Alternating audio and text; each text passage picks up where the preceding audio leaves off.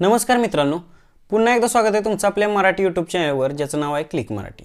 मित्रांनो, आता सगळ्यात मोठा महिलांना पडलेला प्रश्न असा आहे की लाडक्या बहीण योजनेअंतर्गत त्यांना पैसे भेटत होते, परंतु आता शासनाने ही KYC ची नवीन भानगड काढलेली आहे। आता ही KYC करायची, परंतु महिलांना जर का वडील सुद्धा नसतील आणि पती सुद्धा नसतील तर ही KYC कशी करायची हा मोठा प्रश्न महिलांकडे पडलेला होता।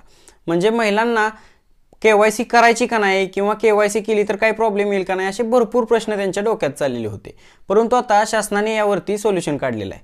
आता मित्रांनो काय आहे की ज्या महिलांना पती सुद्धा नाही आणि वडील सुद्धा नाही त्या महिलांनी KYC करता येणार आहे। तर ती कशी करायची, तर ज्या पद्धतीने आपण रेग्युलर KYC करतो तर ते रेग्युलर KYC करताना काय करतो की महिलेचं आधार कार्ड किंवा त्यांच्या पतीचं किंवा वडिलांचं आधार कार्ड जोडतो।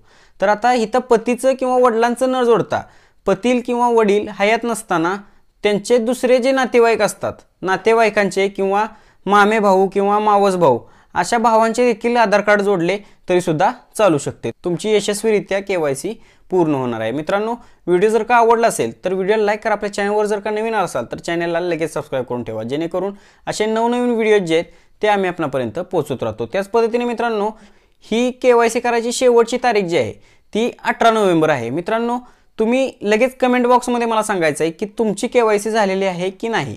तर त्याच पद्धतीने मित्रांनो, जर का तुमची KYC ऑलरेडी सबमिट झालेली असेल तर तुम्हाला कोणताही प्रॉब्लेम येणार नाही, पुढच्या महिन्यापासून तुमचे पैसे रेग्युलर येत राहतील। त्याच पद्धतीने जर का आतापर्यंत KYC झालेली नसेल तर लवकरात लवकर KYC करून घ्यायचे। भेटूया अशाच एका नवीन व्हिडिओमध्ये, तोपर्यंत जय हिंद, जय महाराष्ट्र।